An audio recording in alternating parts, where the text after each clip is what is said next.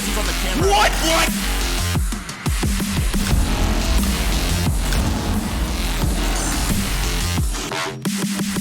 I'm so good!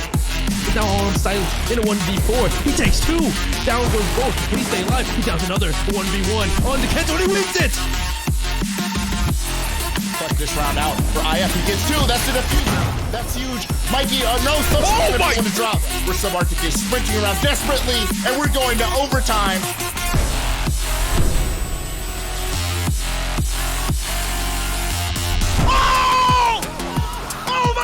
Ashen! It's high noon. There's the 1v2 and 5-1-1/2 for Surf.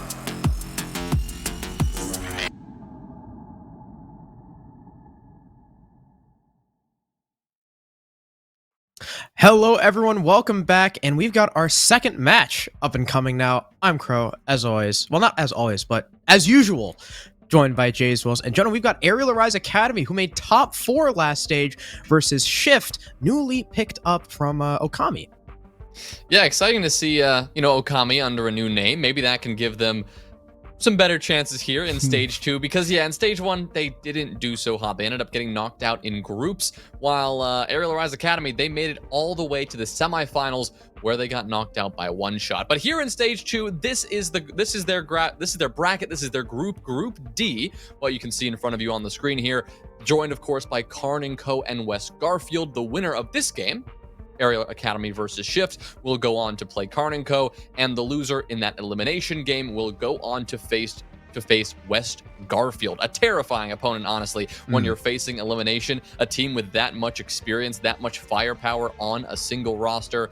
I would not want to go up against them. But right now, Harrison, their focus remains on tonight. For Shift, they want to start off their stage strong, because ARIAL Academy are not easy opponents to take down. Yeah, especially because some of the issues we've seen from Shift might be really capitalizable, if that's a word, by ARIAL Academy, because we know them to be a really aggressive team. Shift has had some struggles getting into the building sometimes. If you don't remember who was on ARIAL Academy, it's Frozen, Spiker, Dami, Hypers, and Venatorial. 3 out of these players, well, the only overage players, Hypers, Vena, and Frozen, all having Challenger League experience. Dami and Spiker having top T3 experience as well. And if they can make it to top 4 as a pug stack in stage 1 and look incredible while doing it, are they going to be even stronger now that they're scrimming regularly? I mean, they were at the top of the league with no practice. Now they're scrimming as an actual team. They're a lot more solid now. Hopefully, I mean, some of their issues were that they would, tend to push out too far as some pug stacks to get a little over aggressive, not play passive enough. Now that they have that experience working as an actual team under a proper comp and scrim environment, I'm looking to see how much they've improved. But on the other side, you've got Shift. Like I said, not doing so well in stage 1, and they really are hoping to remedy those issues here in stage 2. This is the roster of J-Slime, Lava, Wi-Fi, Exo, and Indy.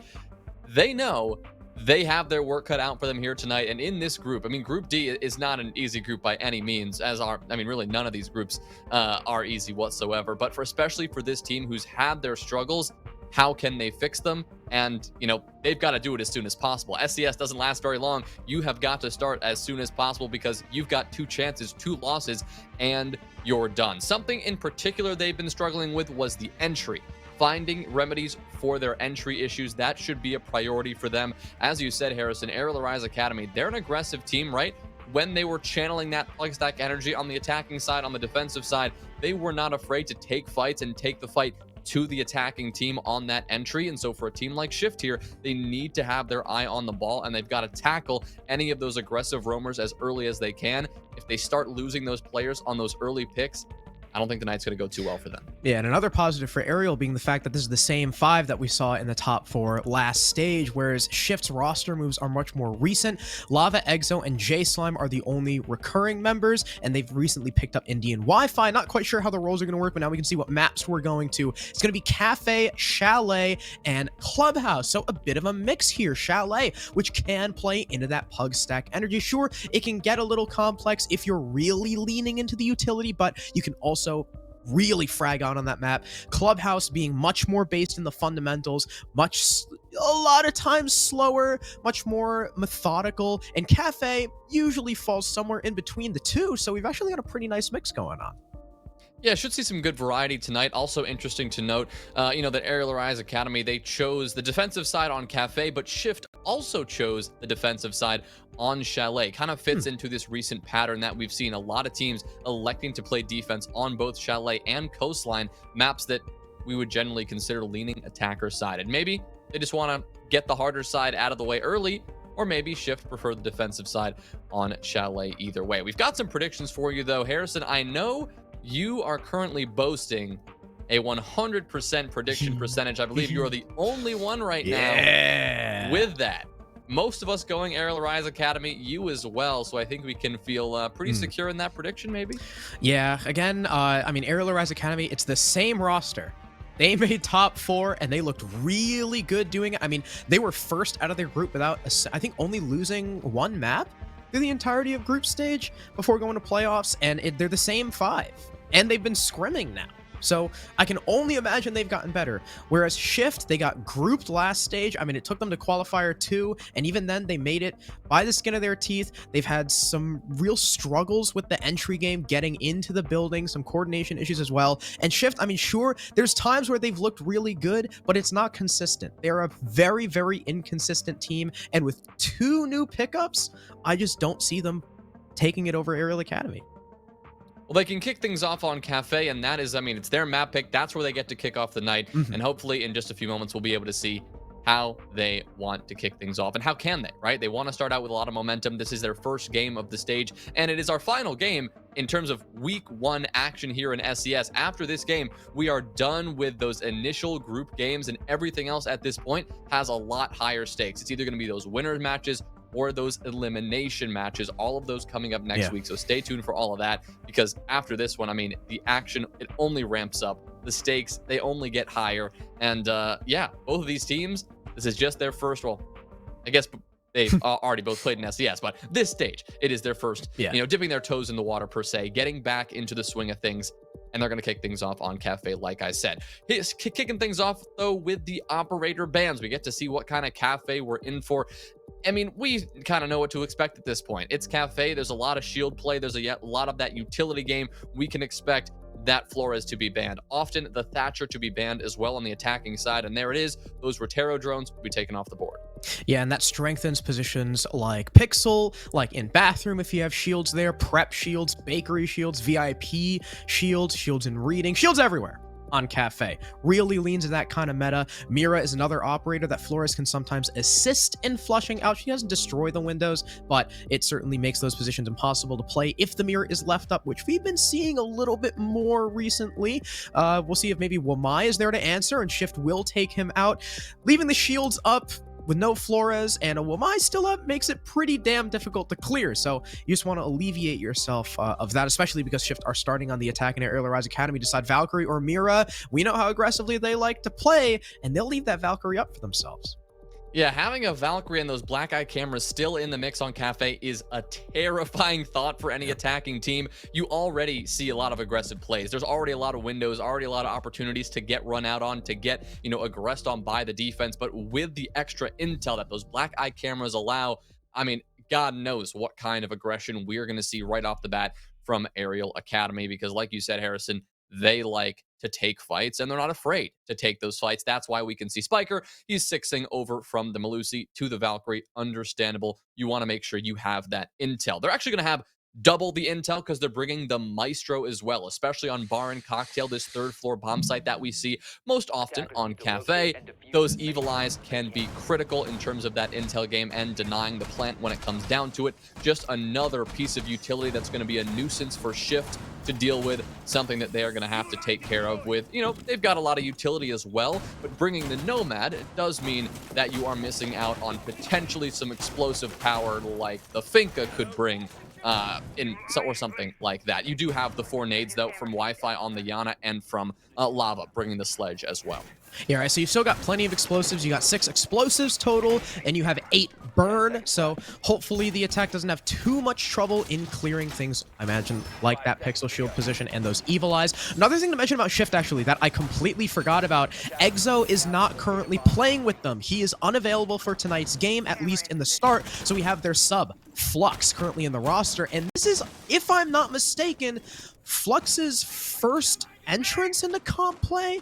I'm not quite sure. I haven't seen him play in anything else, so I'm not 100% on that, but it's at least his first series at this level, you know, SCS at the height of T3/T2, because Shift are, you know, until that relegation game, are still a T2 team. But the clear begins from the roof as most top floor takes do. You got someone repelled outside ticket window. That's Wi-Fi, who is armed with the Gon 6 and the nades, and he'll likely be calling for support later once that red wall is open to take, I believe that's actually Spiker out of Pixel. Curious as the Valkyrie holding that position. But hey, I guess, you know, he's got a decent gun. He's got a C4 to his name as well.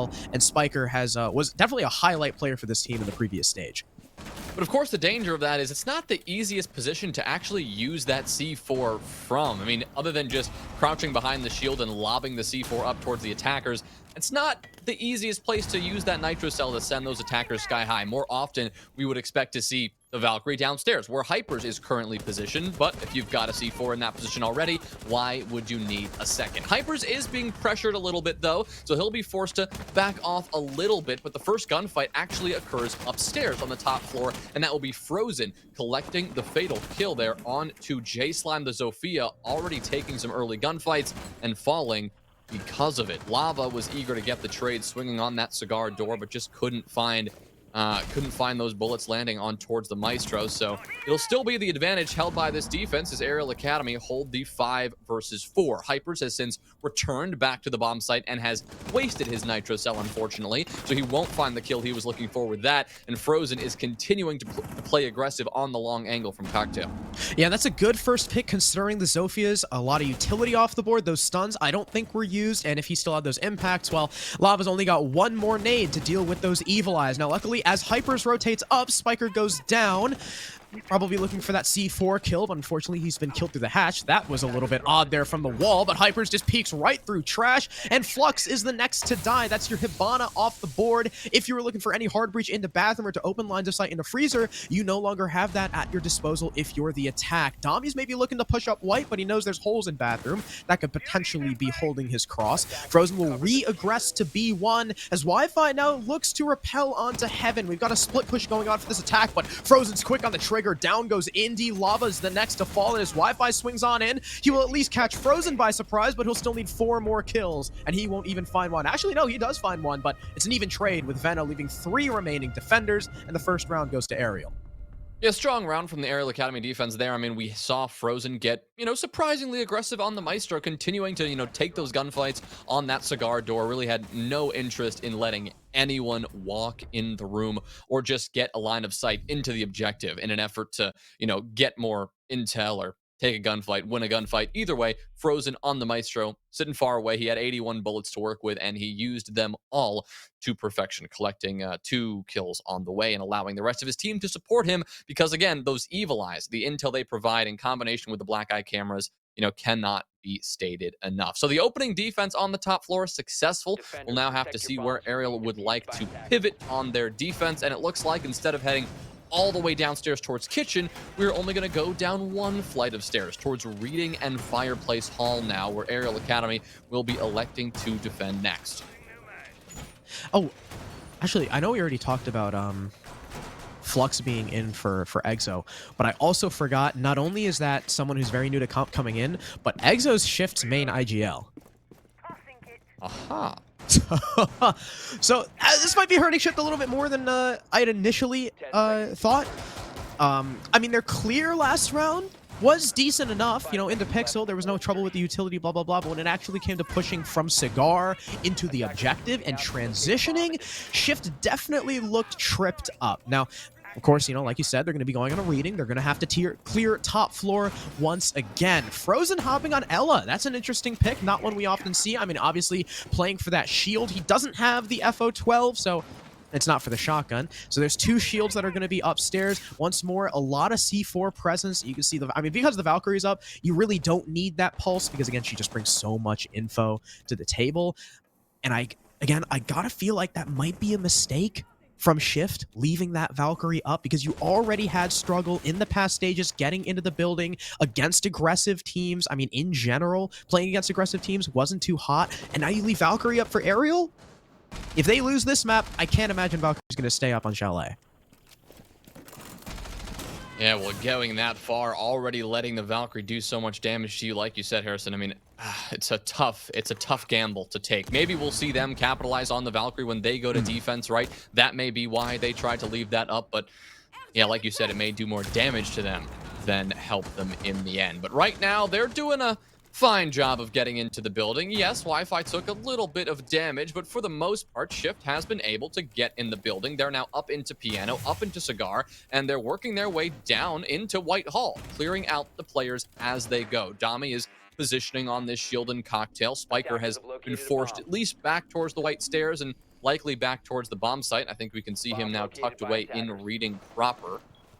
And now he'll just have to wait, because Shift, instead of going for this full clear on the top floor instead, they're going to cut things a little short and go a little bit more direct towards Fireplace. It'll cost them 1 down as Wi-Fi is finished off. Was actually revived by J-Slime's Finka boost, but eventually finished off by the smoke. So good heads-up play from Vena there to make sure that the down was completed. So that'll return us to an even 4v4. But now Shift have a decision to make. Like Wi-Fi, do they want to push downstairs and go direct for that dining push, or are they going to commit to clearing out this top floor? Right now, they seem a little bit indecisive, and they don't have enough time to really dilly-dally at this point. They need to make a decision and either force out these players or go direct, because if not, like we can see from Hypers now, it's going to cost them their lives. Yeah, I mean, they'll finally get rid of the BP upstairs, but they're down a man. Wi-Fi, still the only player on the team with kills. Flux is the next to take damage, but Lava trades out Vena, make that a double kill for Lava as Hypers falls too. Now it's a 1-man advantage here for the attack. J-Slime will increase that, and now it's Dami upstairs all alone in a 1 versus 3. The attack obviously cognizant of that position upstairs, so they will plant in dining, meaning Dami can't do anything about it without rotating downstairs. As he drops into pillar, he fires some shots into mining, lights up J-Slime, but now the attackers know exactly where he is, and all their guns will turn to his direction towards the north side of the building. He still has yet to outduel this Finka. I'm sure there's probably someone holding his floor holes in dining. As he aggresses, though, he misses every shot imaginable, and Shift are able to recover round number 2. Yeah, a big recovery. That's how I would describe that, because, you know, even with about 40 seconds left in the round, Shift had not done enough to clear out either the site itself or that top floor. As we saw, Dami was left alive upstairs in Cocktail the entire time. But what Shift did really well in that recovery is, with about 35 seconds to go, they did finally make a decision, and they said, you know what, let's not focus on clearing out Cocktail. That player can stay alive. Instead, let us just flood the site. Apply a lot of pressure, as much pressure as we can, given the time we have left, and take the fight to them. By doing so, and doing so very successfully, they then isolated the player that was upstairs. Had there been 2 or 3 players upstairs, would have been the same problem, right? Instead of actively clearing out the extension, you clear out the site and force the extended players to come back to you after control has already been secured by the attack. A textbook way to circumvent that extension, and while it may have taken them a bit more time than it could have, they could have done that a little bit quicker. The end result is a lot of frags were found on the site. The site control was taken, the bomb went down, and Dami really couldn't do anything against 3 people. Yeah, I love the... Well, I was gonna say the shift from Shift. I love the adjustment from Shift, I guess, after the top floor clear to actually go dining. Especially a big opening by Lava, too. Really cutting his way through sight. I think if Lava doesn't get that double kill right there, it's not nearly a buttery smooth plant attempt there from Shift. So well done to the Sledge, acting off the Finka boost. I think it looked like he either just pushed in through mining or came up white.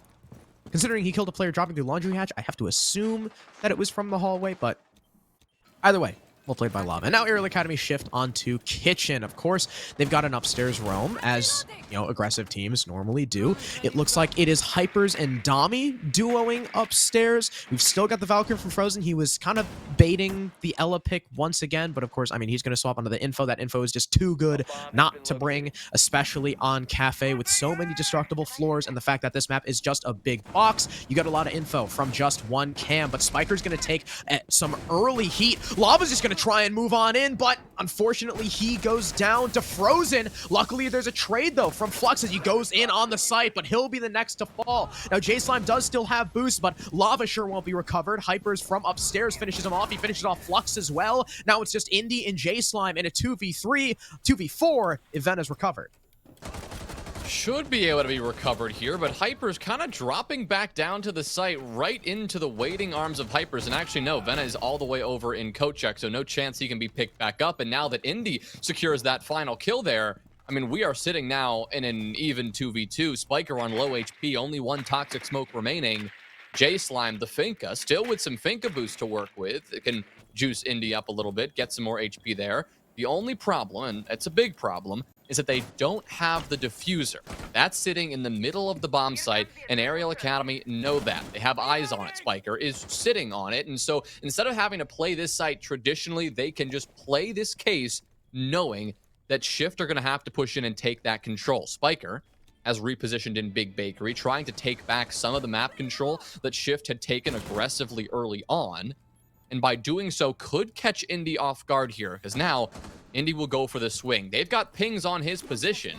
They should know exactly where he is. They'll go for the flash. It's a smoke to trade it, but now Indy goes for the wide swing and has no trouble at all in finishing off that kill. Dami, who was not at all supporting his teammate all the way in the back of Freezer, will now have to pull out a 1v2 clutch. Shift should have no trouble anymore recovering that diffuser, and in a couple of seconds, we should see the plant start and go down. The intel game from Shift here, impeccable. They knew exactly where Dami was swinging, so he'll find a couple of bullets to greet him as he swings the corner, and as he tries to rotate back, that was all but futile. A very good intel game in the last few seconds there from Shift. Another recovery after a not-so-great rush attempt. Yeah, the rush kind of fell flat on its face as in terms of the plant attempt, but what Shift did do really well was find the trades. Sure, I mean, Lava and I think that was Wi-Fi or Flux were down in the site for a time, but as Aerial Academy kind of scrambled to not only clean up those kills, but come back to site, the rest of those Shift members were in position to catch them. And like you said, I mean, yeah, Spiker was kind of holding on to case, but Dami was far afield back Freezer, maybe assuming that the Shift members would take through VIP and engage him, but they never came. Instead, it was just Indy with perfect info on the smoke. Spiker was only 1 HP, so it was a pretty easy kill for the Nomad, assisted by her flashbang, and I think that was also the highlight, was Shift's late round info game, which it didn't even look like those last two players hopped on drones. Those all looked pre-placed. And despite a Valkyrie being on the board for Ariel and no one alive actually droning, Shift still somehow won that info game. I mean, the intel game, it really felt like it won them the round. I mean, because of, like, Spiker went for that, you know, sneaky play in Big Bakery. Had he not been identified, Shift would have likely tried to take back Big Bakery, not knowing his position, and could have easily gotten, you know, lined up and taken down by one player on low HP. The intel game, it was so critical there, just knowing where Spiker was positioned and then knowing the kind of play that Dami was going for. They could pre-fire him, they could cut him off, they knew they had the site under control. I mean, yeah, it wasn't the cleanest of rushes, but it was another masterful mid-round adjustment and really good patience there, knowing they had the intel, and maybe it was Aerial Academy who weren't patient enough. Instead of just holding the site and holding the diffuser, tried to take a bit more control than maybe Shift was going to allow them to do. But now Aerial Academy, they can go back to the bomb site that they were able to secure before. We're back upstairs to Bar and Cocktail, where Shift will now have to figure out a way to get into the building a little bit more expeditiously. As we saw last time, they did take their time, and once they got to challenging on that cigar door, Frozen just lined them up.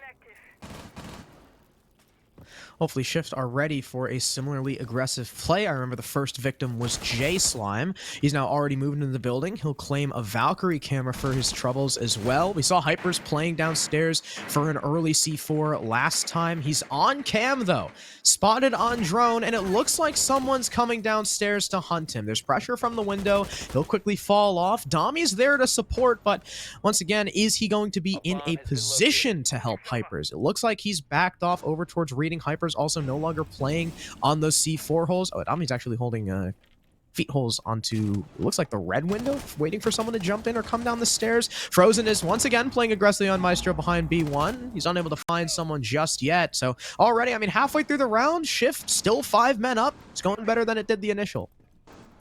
Yeah, and Hypers has not been flushed out, though, and he looks like he wants to get a bit aggressive here. Lava's taking a bit of damage. Wi-Fi not focused on this position. He'll turn around, actually, and he'll be able to get the trade. Maybe have baited the frag grenade, pulling that out of pocket, so Hypers heard the sound cue, but unfortunately for Wi-Fi, just wasn't able to land that fatal blow before Hypers did as well. So an even 1-for-1. We're still in a 4v4, but without that nade that Wi-Fi was carrying, that is a bit of explosive utility that Shift are going to really want back. Spiker, again, with these cameras, knows exactly what's going on the piano side of things. The Selma charge going down, knows that someone has crept their way up into bathroom, and they could be going for a bit of a freezer play. For now, the drones will just creep their way into the site. With 40 seconds left, Shift knows they've got a bit of time with the 5 drones they have remaining to get some intel before they actually make the swing. But Spiker, with the intel he has, he'll go for a swing and he will fail, missing almost every single bullet, and Lava will whip around and clap him back. Now a 3v4 defense on the back foot. I can't believe that just happened. I think Brady needs a little bit more G fuel to go for that play. On the rappel, though, Indy's going to go down. Dami finishes off the sledge, and Frozen lines up another beautiful long angle. He can't find a second, but J-Slime has very little time. He's only got 7 seconds to play. They've got hard pings on him as well. These defenders know to just ring around the Rosie and dance with him, just playing with their food. Ariel Academy once again take bar, and we've tied up 2-2. All right, so they have Bar and Cocktail down. It's pretty clear. I mean, yeah, it got messy in the mid-round, but Frozen, again, proving critical in those final moments and just getting the kills he needed to, swinging around on that heaven window, taking down the player who was trying to maybe either get a cutoff angle or swing in themselves, shutting that player down, not letting it happen. At the same time, then just whipping around, shutting down a player on that cigar door. Unusual to see that Shift are going to, fall to the very same position they did last time. Harrison, you said it. Maybe they'll be more prepared for the aggressive play from Frozen, the aggressive play from the Maestro. And maybe he wasn't as aggressive in the early round, but he stepped up when he was needed, and he still got the kills that Shift allowed him to get. So a fantastic performance from Frozen will push Ariel Academy over the edge, and it will allow them to stay even here, keeping us tied at 2. Yeah, well done to Frozen. I mean, like you said, he wasn't pushed up nearly as far, but he did take the peaks at the exact right time. And a Spiker saying he's shaking. Yeah, we know. We've been watching you, Spiker. He's 0-4 right now, one of the highest rated players on Ariel Academy in the previous stage. Killless so far in 4 rounds. Might be why Ariel Academy are this even with Shift, but I think it's also down to Shift already. I think we can say are improved. Sure, I mean, that last round was a bit messy. The first round didn't look good. The second round was just a little messy, but most of their entry woes have been a little bit alleviated by J-Slime and Wi-Fi. Even Lava getting in dirty. I know something, a big comment about Shift was that, I mean, it looked like sometimes their support players were the ones that were having to walk in and enter. I remember when Rice was in the team before he left for Gasher's Goons, he was dropping double digits despite being on the Nomad, because sometimes their entry players just weren't getting those picks that they needed. And that was Brian J-Slime on the duo.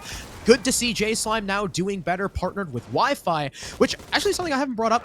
Wi-Fi on Iana is really weird because I have never seen him play anything except hard support and flank watch. So, I guess maybe Kyle has found his new calling, because he's certainly not doing bad on it. Yeah, no, props to him. 5 kills right now, going 5-4. J-Slime will find his 6th kill with a kill onto Hypers, who, just, I guess, wasn't paying enough attention or just tried to get too big for his britches there. Either way, Spiker will find his first kill on the board. Just as you call him out, he steps up and gets the job done. And Dami, right off the back of his teammate, will get a kill onto Lava. So good team play from both Dami and Spiker on this top floor, choosing to get a little bit more aggressive than they did last time on this reading hold. And so far, it's going to pay off because now with a lot of that utility depleted, no more Sledge. I mean, that is an extremely important pick for the defense and a loss for Shift. That is a terrifying prospect now about this attack and how they're going to get this underway. The only hard breach they've brought is the Maverick, which is, again, another interesting choice, meaning that they will have a harder time pushing through Dining and Fireplace Hall if that is where they want to go with their execute. So they're going to have to clear this top floor, but it may not get them as much control as it would have otherwise because, again, Lava, your Sledge, the Breaching Hammer is off the board here. So Wi-Fi, he's going to have to make a play. Creeping up the white stairs here, but a good Ela mine will stop him. He'll get a kill, but Dami will trade. Yeah, unfortunately, Vena, you saw Wi-Fi was looking past him up the stairs, but then Vena, like, did a very minute shift. That alerted Wi-Fi to the position. That gave the Iana the kill, but Dami was there to respond. And unfortunately, because J-Slime has swapped off of Zoe onto Finka, that means you don't have the redundancy between the Sledge and those breaching charges. So like you said, sure, Shift have this top floor control, but how much does that really mean? Without the vertical play, as Aerial Academy can sit still on the site in the anchor positions that they want to hold without any pressure, very little pressure from above. Flux will drop in, he'll clap Frozen, but he won't be able to find the second. Spiker turns around and immediately trades him, and as if the call comes in, Spiker and Dami immediately rotate upstairs, running away from J-Slime, knowing that they've still got a quick fallback to site without actually engaging this Finka. Dami, or Spiker, just narrowly escapes from top white as Dami drops, and Aerial Academy once again play the time correctly and retake their lead. Really like the way that Aerial Academy played that one there. I mean, in the end, just avoiding the gunfights, literally running around upstairs and then dropping back down the hatch, and then just avoiding every possible engagement in that 1v2 situation. They knew the diffuser was down and that J-Slime couldn't just pick up the diffuser and run to Dining and plant in a corner. Somebody would be there with some bit of intel from the side of Aerial Academy to deny them. So really well played from them there, and that will, like you said, Harrison, regain their lead now 3-2 on their final defensive round. They figured out how to lock down reading. It really did start with an aggressive play on that top floor rather than allowing Shift to take that control for free. A very smart adjustment for them. But now they got to head back downstairs towards kitchen, right? I mean, they could go mining if they're feeling so crazy, but no, they're going to go back downstairs. They're going to go to the site that last time was full of shenanigans, and that started off with a rush from Shift that got initially shut down. Then Shift played patiently, had a good intel game, and recovered it. Aerial Academy, they know they're likely not going to see a rush again, so whatever attack they're about to see from Shift, they're going to see it for the first time, so they've got to be on their toes for whatever Shift are going to throw at them. And speaking of, Yeah. it's the Nook from J-Slime, reading into the fact that Aerial Academy are relying heavily on these Valk cams. And that was probably a big part of how they were able to position themselves so well and get those early frags on their reading defense, was those Valkyrie Black Eyes. And if Aerial Academy are going to rely so heavily on those cameras, we saw even Frozen, before he 6-pick on the Valk, was showing the Echo. Who more perfect than the Nook to skate by those? And the defenders, who may have a sense of security because of this info, might be caught off guard by someone who can slip by them unseen. So very, very interested to see where J-Slime puts himself and whether or not he's actually able to make work with this. Right now, he'll be creeping his way. Where is he right now? Okay, just droning his way in over by the whiskey bar side of things, maybe waiting to make a sneaky play towards the later half of the round. I mean, the problem with a Nook on this kitchen site is that if you're running like a full anchor defense, like there's no matter where, you know, J-Slime tries to sneak in from, it's not going to matter because the defense is already in position. If they're running some kind of roam, maybe the Nook can be a little bit more effective because, as you can see, J-Slime, maybe he's just hoping there's somebody extended over towards VIP to take down. But I mean, you can look at the blue outlines on this map. Nobody is currently in VIP. Instead, they're either on site or they are upstairs tucked away. He could catch somebody though on the rotate back from this top floor, and that's exactly what he's hoping now. You can see Vena has the bulletproof camera but I don't think he has any idea that J-Slime's already in the building. Yeah, he's looking towards that reception door, none the wiser that, yeah, there is a player from the attack already sneaking around. Dami will get the opening kill, and Frozen is looking for the second, but only a couple of bullets will land onto Flux's shoulder. So still, Ariel Academy will hold this advantage. Now doubly so because Frozen gets another, but here comes J-Slime. Creeping through the bomb site, catches one, but now his position is known. He'll whip around and get two. Lava rounds up and gets a double kill for himself. So Flux collecting one onto Vena. It is all up to Dami now. What a turn of events. It looks like the Nook pick worked. Now Dami has to fend for himself. Plant going down.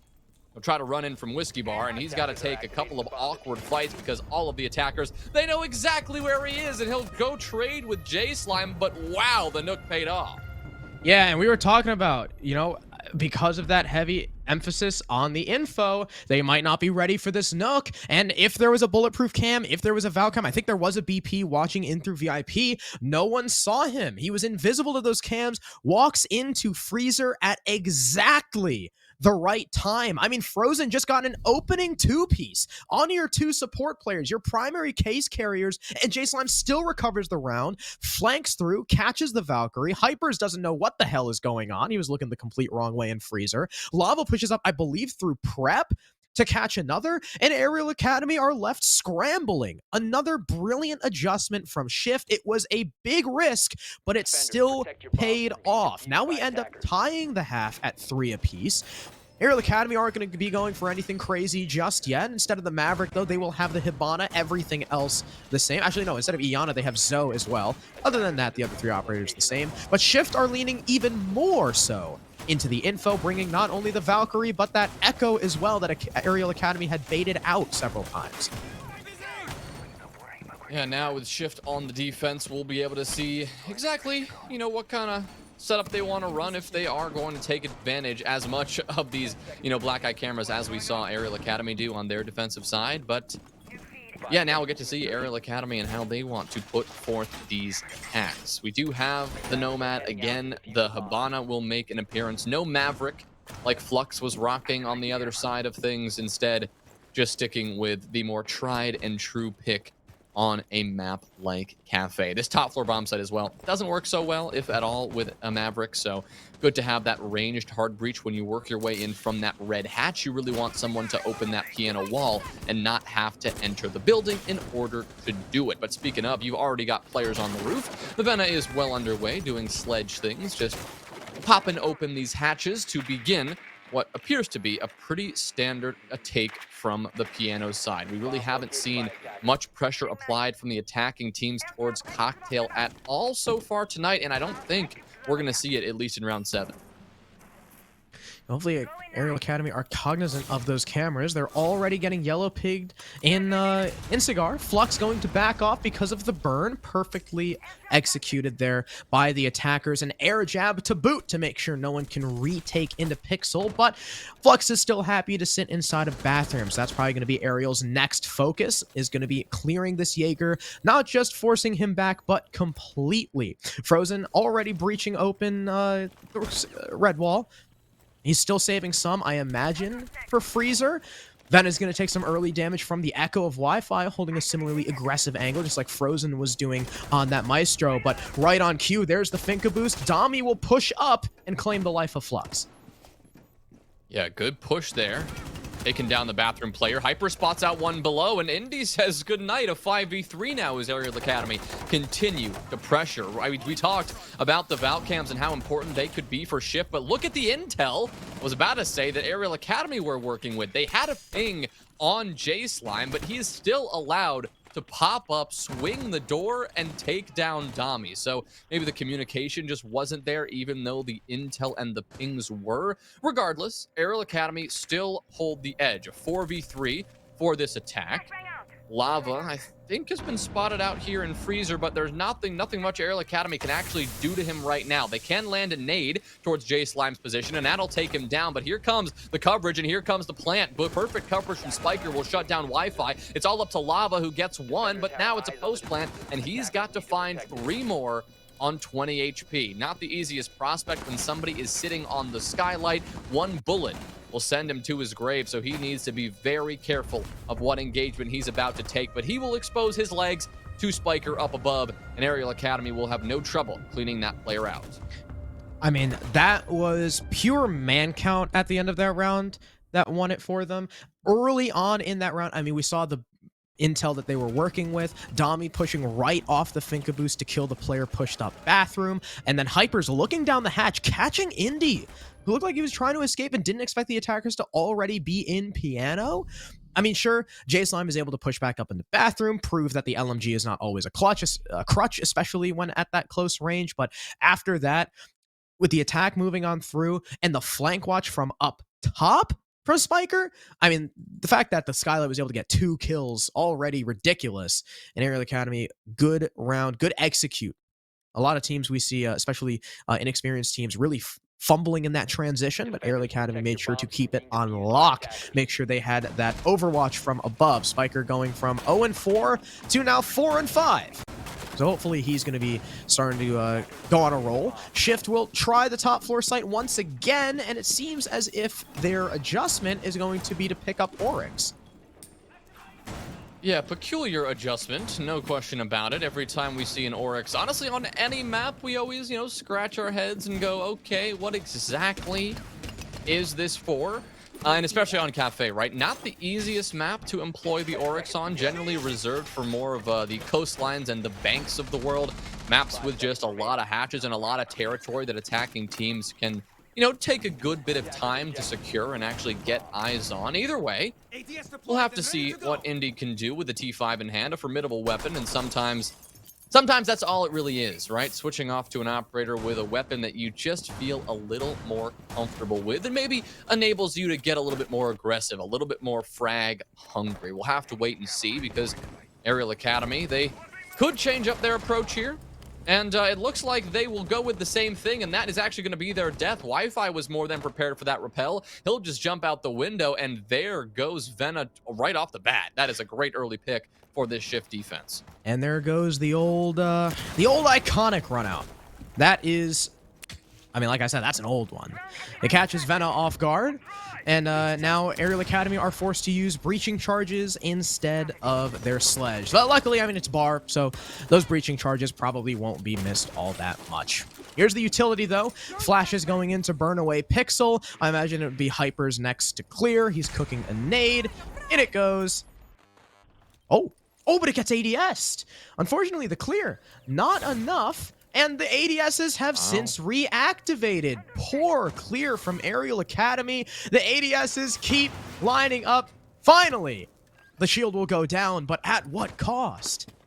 I mean, the cost of a lot of time. I mean, the cost of both of Hyper's nades, which did absolutely nothing in this round. And because, again, no Vena, no more explosive utility other than maybe another explosive in Dami's pocket. That's Sophia LMG as well. And pocket, there he goes. He'll whip right down towards Wi-Fi, who was looking to possibly get a C4 from down below, but who will not be allowed to do that any further. But hey, relegated to the Valk cameras for the remainder of the round. Already got a kill onto Vena. Took most of Dami's HP away. Still a pretty good performance from Wi-Fi nonetheless. But 60 seconds to work with. I mean, it's not nothing. Aerial Academy could still get something going, especially if Indy is almost gifting his life away. He'll swing the White Hall and get taken down to just a couple HP now that he gets lit up from that piano door. Hyper's eager to swing as well, will be continuing to look for gunfights. Hey, you can see Hypers was trying to pressure Flux in bathroom. Flux probably heard that and called that to Indy saying, hey, they're trying to push up my white. That prompts the swing from Indy, but Hypers is simply too fast on the reaction time. Frenchie Power nearly claims the life of that Oryx, but in comes Spiker. He'll get 1 kill. Hypers another, make that 2. For Spiker, Indy's just on 1 HP, and Aerial Academy push in as a unit. A solid blob just right through the middle of the site, and nobody from the defense can react accordingly. Yeah, the adjustment of the Oryx makes really no sense at all. I mean, obviously we didn't see the Oryx do anything at all in the round or add any bit of utility, but the adjustment in the way that Shift played it overall, maybe getting a little bit more aggressive, especially on the Valkyrie. Props to Wi-Fi for opening up the round the way he did. Unfortunately, just could not stay alive long enough for that C4 to find a target and for the rest of his team to benefit from the intel that position downstairs could possibly gain them. And a great adjustment there from ARIAL Academy as well in the mid-round, despite, I mean, losing Vena, losing most of their utility on the clear. I mean, Harrison, I think we could both agree that it was really looking like a shift round. I mean, just in the first 45 seconds. But Shift, started to give that control back, started to let ARIAL Academy breathe a little bit. And, well, we saw what happens when you do that. ARIAL Academy, they got comfortable. Dami just whipped out the LMG, started taking gunfights. Hypers, just kept Finka boosting everybody, getting that HP back, and taking gunfights as well. I mean, all of it just working in their favor in the end. And they did a great job of just forcing the issue and just getting frags, because at some point, without the utility and even without that entry pick, they were still able to just, like you said, push in as that unit in the site and win out the gunfights they had to. And Spiker has ever since being 0-4, has gotten 6 kills. He is 6-1 since I called him out. Maybe he, like I said, drank some G Fuel, and now he's popping off. J-Slime as well, the only positive member of his team at 10-5. Hopefully we see the rest of the members of Shift wake back up like they were on their attack, as ARIAL Academy already taking control of Big Bake. It's looking like it's going to be a direct Dami. Already pushing over towards Prep, but Flux will be the first one to claim a kill. Hill fell 1, but Dami trades instantly right next to the bomb chassis. That's the smoke now gone. Ven is lit up, but Dami's going to keep the ball rolling. Hypers will find another as well. Wi-Fi trades. Out goes the C4, but he's caught with it in hand, and Frozen's getting this bomb down. That leaves just J-Slime, once again, the only positive member of his team, in a 1v3 with the case now planted. Sure, Ven is going to be low and easily finished off, but he's still got to take it away from Hypers and Frozen, who have backed off at their post-plant positions and are holding, daring this Vigil to come through. Hypers already boosted. He'll impact away that air jab, but Hypers is now ready for that push. J-Slime will create another rotate into the site, slipping past the attackers. The bakery wall is not open, so they're gonna have to get aggressive here, but J-Slime, instead of baiting it out, opts to take those fights, and Hypers will finish it off. ARIAL Rise Academy now at 5 points. Yeah, they give Shift a taste of their own medicine. They just pummel their way in to that kitchen bomb site, going for that rush, trying to catch Shift off guard, and it worked. I mean, both of the Shift attacks on kitchen had that sort of vibe, right? The first one, it was aggressive. It was just a lunge into the site, and while it was mostly shut down, they ended up winning the round in the end. And the second one, while it may have started off slow, it was the rat play from J-Slime on the Nook that changed the course of the round. So both of those aggressive plays on kitchen, ARIAL Rise Academy, they said, you know what? Let's do it too. They just pushed their way into Prep. Dami, the first one, just opening up the site and then just pushing all the way through, continuing to take gunfights. And I mean, yeah, there was really nothing to shut them down at that point. That is 3 attacking rounds from ARIAL Academy that have been unanswered by Shift. And yeah, I don't know if we're going to see that answer soon enough. They now have to pull, 3 rounds back to back to back here, a flawless site rotation, if they just want to send this one to OT. And ARIAL Academy, just in the way that they've been chaining together these attacking rounds, it's not looking all that likely. Shift, not only are they going to have to start off the early round like they did 2 rounds ago with that opening pick from Wi-Fi onto Vena, but they also need to continue that to the mid round, to the late round, and just stay on their toes, because we just saw what happens if they get complacent. Yeah, I also just realized I called that it was 5 points for ARIAL Academy, but my notes are wrong. I miscounted. It's 6 points for ARIAL, so completely disregard my dumb screw up. But yeah, I mean, as you said, Shift are now in the hot seat. ARIAL Academy, 3 attacks in a row. Beautiful so far. And getting plants down in 2 of them, I believe. Frozen, a real trooper when it comes to getting that diffuser. So, ARIAL Academy now will attack reading. Shift have finally brought out the middle floor site. And of course, it starts with that top floor clear. As always, I mean, you'll never, ever see an attack go straight into the middle floor unless they're rushing. Even if their main objective is dining, you still see them at least trying to take some of the top floor, usually into piano. I mean, maybe into cocktail, but it's not necessary. Hyper's looking like he wants to simply jump into the building. The drone's clearing his way, tell him there is no one next to him. Wi-Fi is on this pulse, though, in combo with the Valkyrie, gives a lot of info over towards this defense that ARIAL Academy are going to have to be wary of.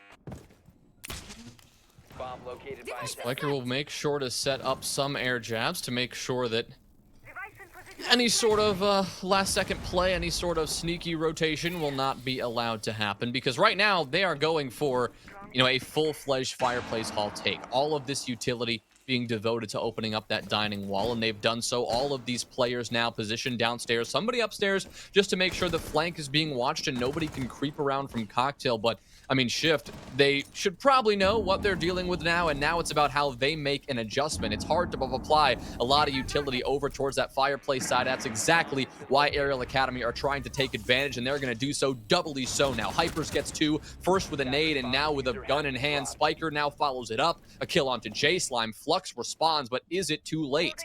It's Indy and Flux now in a 2v4. Flux does have eyes on the diffuser, just sitting on top of it, and now he'll line up one. Indy gets a second. Dami responds, and there goes Spiker. It looked like Shift had more than a fighting chance in those last few seconds, but they just could not pull it out in the end. Yeah, good try there from that. I think that was Indy and Flux. Flux's position, super impactful, right on the case, but unfortunately, Dami with that first stun, that really secured the kill for him. I think Flux could have potentially grabbed the second 2 if it wasn't for that, but I like Ariel taking it slow, making sure they have their bases covered before going for the fight. 13 and 5 for Dami.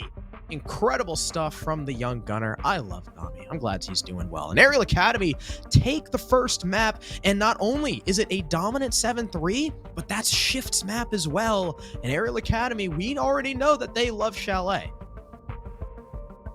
Yes, they do. We've seen how powerful they have been on this map in the past, so terrifying prospect for Shift to go there. Hopefully they can take a couple of lessons from Cafe into that map. They did pick defense, though, and now that they just saw how Cafe went on their defense, I might be even more worried about that, just seeing how, effective that Ariel Academy attack was. Not sure about that, Harrison, but one thing I am sure of is the power of the amazing Mavix gaming chair. All right, obviously, we've got to talk about one of our amazing sponsors here at SCS. Mavix gaming chairs are the official and exclusive chair sponsor of NSG and localhost, and you can pick up the new M4 gaming chair for as low as $22.22 a month. You can do all that at mavix.com/nerdstreetgamers, and in addition to the low monthly price, you can also get a $55 discount, Harrison, with our NSG discount code NSG55. So amazing deals, amazing chairs, amazing stuff from Mavix. But we are going to take a quick break before we get to our second map of this series, Chalet, coming up next, but we're going to send it to a quick break before we get there. Have to get aggressive. Breach looking for it, and Hill got it! Have to push for the kill. Have to kill them with Lucy. Transfers on 1-3! What a passion! It's high noon, there's the 1v2, and 5-1-half for Sir.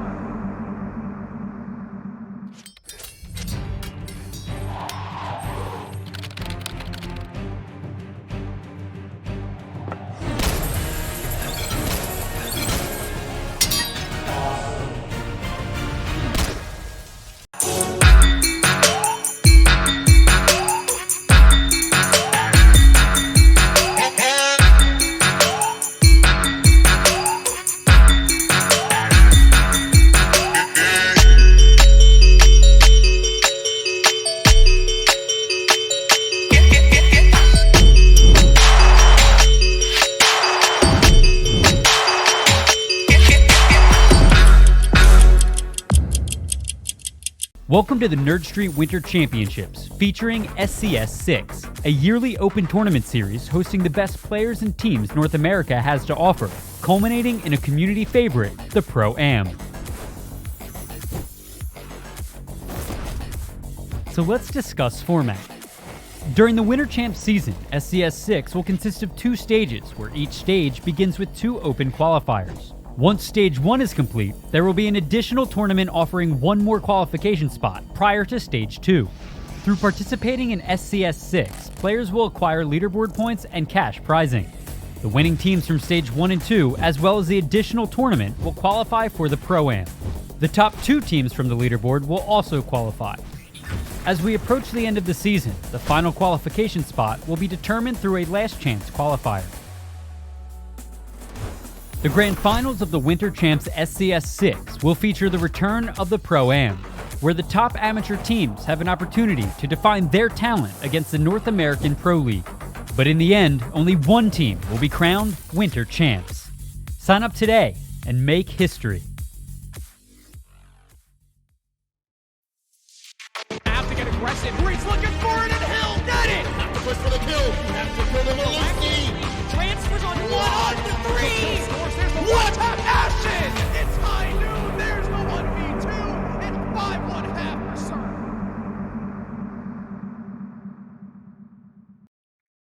Hello, everyone. Welcome back to Map 2 between Aerial Academy versus Shift, the last match to round our first week off of Stage 2. If you missed it, it was Cafe, Shift's map pick, but despite that, they were only able to salvage 3 rounds. Yeah, the first half for them, it started off pretty well, right? They looked like they could deal with whatever Aerial Academy was throwing at them, but the second half of the map, yes, it was quite a different story. Shift didn't pick up a single round when they transitioned over to the defense. Aerial Academy on the attack, it just looked unstoppable. They gave Shift a taste of their own medicine at times, going for a couple of pretty aggressive moves, pretty aggressive rush plays, but for the most part, they were composed, they were put together, and they were simply playing a better game of Siege. As we transition from Cafe over into Chalet, though, we could see a change here. It is going to be Shift starting on the defense, so maybe they can take whatever lessons they learned there from those Aerial Academy attacks and apply them to a very different map, mind you, but maybe they can apply them and try to get as much as they can out of that early intel.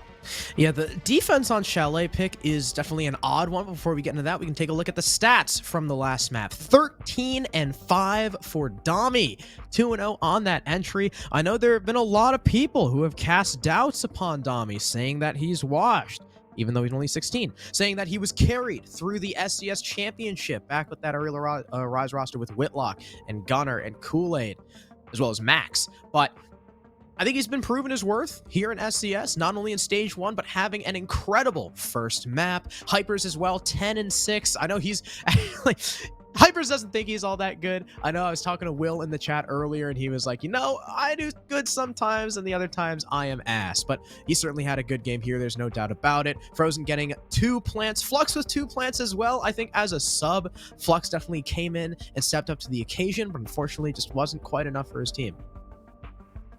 Yeah, we saw some pretty good performances from a lot of people, and they did a good job spreading the weight around. But as we move into Chalet, right, I expect to see that same aggression from Aerial Academy that we already talked about. And really what is going to make or break this map, I think we're going to get a pretty good idea of who's going to win this map in the first 3 rounds, frankly. If we can see Shift make those early adjustments and, you know, start off strong on their defense, maybe 4 or 5 rounds, but it's really about this first half, right? Yeah. Shift wanted to go to the defense. This is what they asked for, and seeing how strong Aerial Academy attacked on a harder map to attack of Cafe, this map is going to be hard for Shift. It is going to be very, very hard, and this is where they can show us we've got what it takes. Oh, yeah, I mean, not only did Aerial Arise have a perfect attack in the 4 rounds that they were able to play, but that was 4 rounds in a row with Valkyrie still left up. So Valkyrie obviously doing better for Aerial Academy than it did for Shift. I can't imagine that she'll be left up again. Thatcher and Flores are going to be the first 2 bans, though.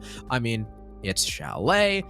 I mean, they're good 2 bans on any map that involve a lot of shield play, just like Cafe was. First, a defensive ban goes out from Aerial Academy, though, and they themselves will ban the Valkyrie. That's an interesting one, considering, again, the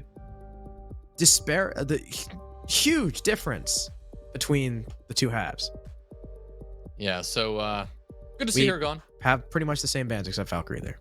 Yeah, but I mean, it is a big difference, though, because like you said, the Valkyrie was a big game changer on map 1. So her taken off the board, it does leave the Mira up, someone who is arguably stronger on Cafe than she is here on Chalet. So it won't be too shocking, you know, to see her used and still, you know, have that generally attacker-sided balance on this map. But who knows?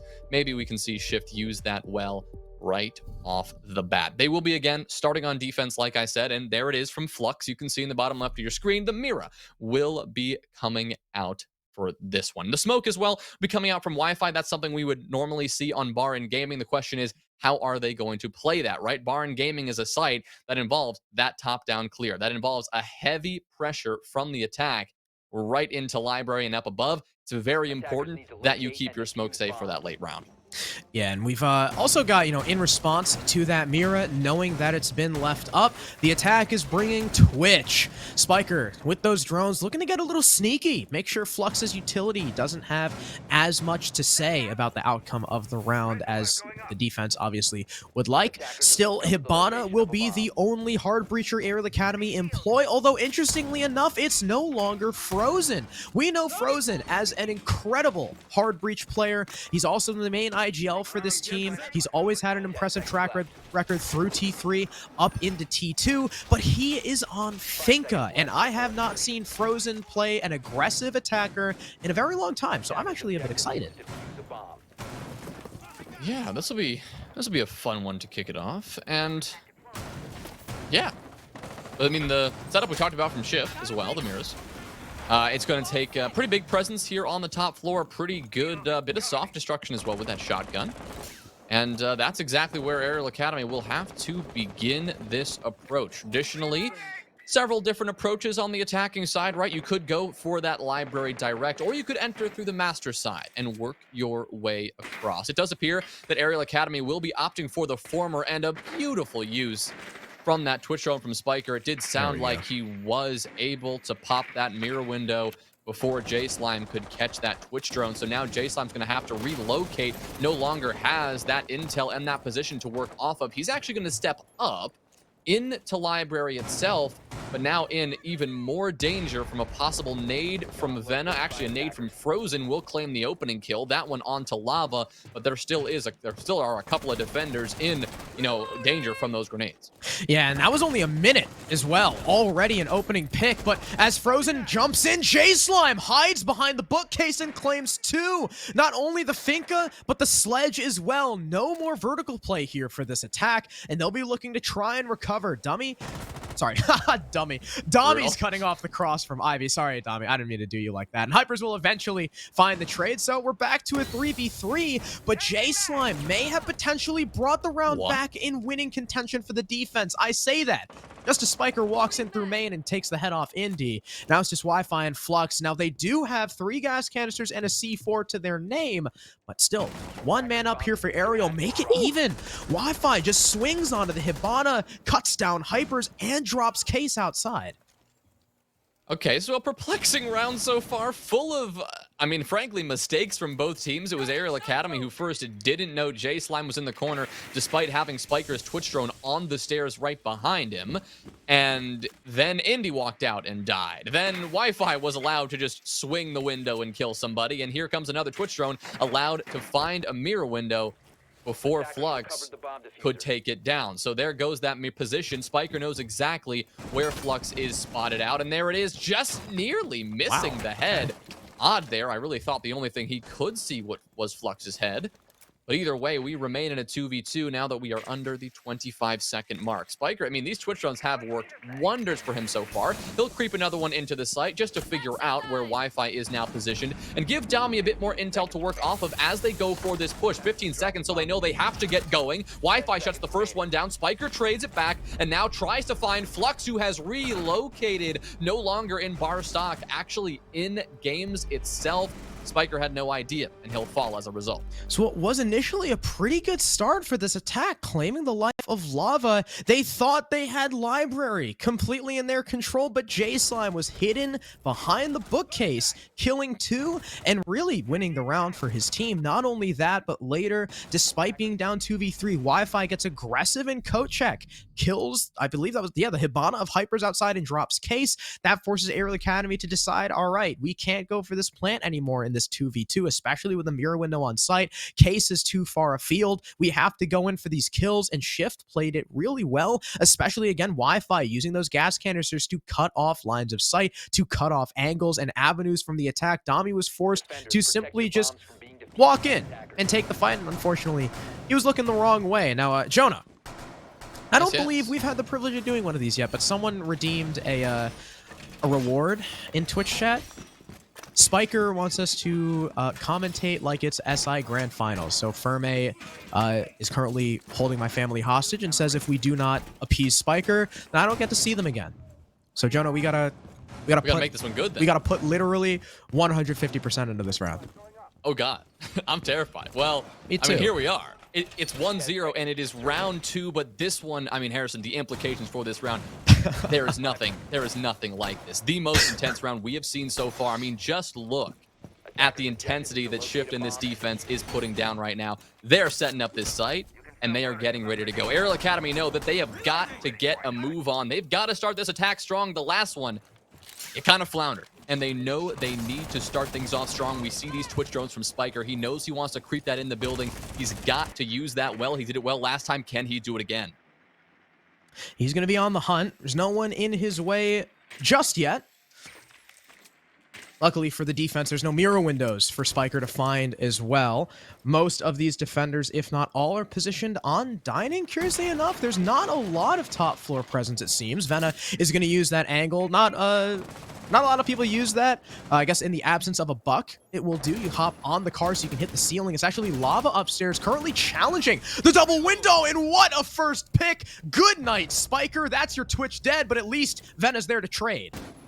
Yeah, we now go 1 for 1. Both of these teams still dead even, but Lava's on the hunt for another one. Spots out the head of Hypers, but Hypers takes him down instead. A 4v3 ARIAL Academy taking this advantage back. Shift now forced to find a bit of an adjustment. We can see them scrambling around on the bomb site below. They're trying to reposition. They know they've got to get something back, and it's not going to be easy to do. ARIAL Academy here. They're playing patient. They're not going to give this advantage away easily. One danger, though, is Flux. He is sitting downstairs, still in big garage. He spots the head of one, takes the fight with Hypers, but he'll back off the stairs. Hypers wants some more intel before he swings this again. Yeah, that was an crucial whiff there from Flux. Now he's cornered off to the basement because of that further downstairs angle from Frozen. Vena's gonna get rezzed. It looks like just in time. No, still caught by the gas of Wi-Fi. Brings us back to even, and Hypers is looking to make his aggress into the site. He's got Frozen covering from up top. If only he can make it into kitchen, the plan could potentially go down, but Wi-Fi is continuing to gas out these avenues, and Hyper's gonna have to pressure through this wall, looking over plant, trying to find this Maestro. There's even a cam on him as Wi-Fi looks to once again come up towards West Main. Hypers is holding the angle. Out goes a flash, and in comes the planter. Wi-Fi is the next to die. Case is going down. Nothing from Shift can deny this. Indy is dead. It's all on Flux. The only thing that stands between ARIAL Arise and victory. The C4 will miss. He's below half HP, and all these attackers have backed off. Hypers takes the angle, and ARIAL Academy tie us up. Honestly, Harrison, I think you delivered perfectly. That was gorgeous. That was gorgeous. I'm exhausted, but that was gorgeous. Yeah, that was more tiring than I thought it would be. I mean, yeah. I mean, you're putting in all the work, and hey, hopefully, your family will be released now, right? I mean, thank you. Yeah, I just got the comms from Ferme. My family is okay, everyone. Good. No need to worry. That's good. That's nice. Do I run it back to back? Is he talking about perchance? I hope not. I hope not. Either way, there'd be enough of a delay. But hey, that was fun. ARIAL Academy, they took the round in as exciting a fashion as it was. In reality, it was a pretty good attack. I mean, in that 3v3, really doing a good job of, they just pushed their way down those trophy stairs. They just worked their way into kitchen and got that bomb down before Shift really knew what hit him, right? And we saw fantastic coverage from really everyone, from Dami included. They took down Wi-Fi, who was rotating back up West Main stairs, trying to get involved from behind, and just really couldn't, really getting shut down. And again, when it was all up to Flux, he had a C4, which was a shame because it kind of tells you, hey, that C4 was not used to deny the plant initially. He was a little late in that. Could have been some intel issues on the side of Shift. They may not have had, a clear idea of exactly the fact that the plant was going down or where it was going down. Simply Flux may not have been in the right position, because either way, ARIAL Academy, they got that bomb down, and we saw a much cleaner attack than we had in the previous round. They didn't deal with any of those information issues they had. They didn't, not see J-Slime ratting in a corner. That was cleaner, albeit, they did lose 2 players early, but they got those trades that they needed right back. So even 3v3, and they made it work. Yeah, and once again, we'll see a solar take mainly from Aerial Academy, and this time Shift are ready for it. They actually have someone placed on those solar stairs. It is Lava. He doesn't actually have much in the way of utility, and in fact, Ven is just going to go for that same angle from down below, of course, hopping on the car. Dami uses it to his advantage, and, well, down goes your solar stairs player. Next up is Flux, who's currently playing an Owl. C4 goes out, but Hypers is ready for it. Not quite as ready as he would like to be, but at least he lives through the explosion. Aerial Academy, they still can't get this player out, but just as I say that, well, he rotates downstairs, and Dami has the perfect cutoff out the window. It's a two-man advantage already for this attack. Yeah, lovely double kill from Dami. Can he find three? Yes, he can, because Indy, even if he had him, 81 bullets, he didn't quite have the aim and the foresight in terms of taking that engagement. A perplexing engagement to take. Really wanted to find that kill. J-Slime will at least find one, but he'll get spotted out. The upside down rappel will not quite finish him off, but Dami, who finds one onto Wi-Fi, will be hunting for this last kill. Instead, it is Frozen who nabs the ace before Dami can run upstairs and get that for himself. An excellent attack from Aerial Academy. That one was not even close. Yeah, I mean, well done to Dami. It started off, right, with the kill onto Lava from down below. I mean, what was looking like an adjustment from Shift was actually better from Aerial Academy going downstairs. I mean, they did that last time too, right? And there wasn't even anyone playing on the staircase. So all they needed to do was do it again, and that time they actually got a pick for it. Flux was next, who tried to rotate back, but Dami, after being in the basement, rotates out towards the window and lands that cutoff. And then Indy just decides he's going to swing. And I mean, at that point, you've ripped away pretty much all the control. J-Slime is trying his best upstairs. He only gets one, though, before the rest of Aerial Academy absolutely swamp him with bodies. And now Aerial Rise, they find themselves up 2-1, but Shift are going to go back to the side that they started things off with a win on, and that's Bar. Though, it did start out looking like it was Aerial. I mean, it was only one entry, but it was a quick one into Library. Hopefully, Aerial Academy are a little bit more thorough when it comes to their library info this time. Yeah, I mean, this is really where we saw the Aerial Academy attack struggle. They had an entry into Library that they thought was going to be easy, right? They thought that once they popped the mirror window, they would have it for free, but they certainly did not. J-Slime, who was playing on that shield, eventually creeped his way into Library just to, sit behind a bookcase and wait for, the opportunity. And he did. He capitalized perfectly, getting a double kill. So Aerial Academy, whether we see them approach from Master side and try something different or go through Library is yet to be seen. It does seem that they are going to go for the same direct approach, but likely going to, like you said, Harrison, take their time a little bit more and make sure that their drone network is maybe a little tidier. You're going to have, Vena and Frozen already up on this Library balcony in combination with Spiker working at least this regular drone on through before he sends that Twitch drone up the main stairs. There is a BP. He'll actually fall down the hatch. That's unlucky. He'll have to take a little bit more time. But with the same mission in mind, J-Slime,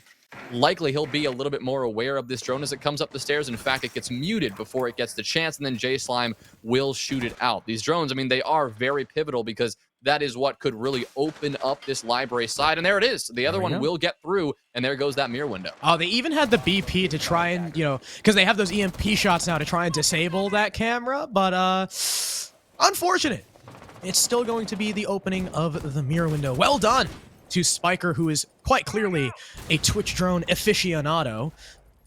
He's been able to open those mirror windows not really with too much trouble. Flux is going to take a modicum of damage from that nade. I mean, he doesn't really care about that. Unfortunately, that means Vena is out of nades for this attack. Frozen's only got one left, and they also spot someone, I think that's the Indy in office? Wi-Fi's the first to die, though. Hypers takes him out. Vena will be traded, but he's not dead just yet. Frozen's next on the floor, though, completely ignoring top blue.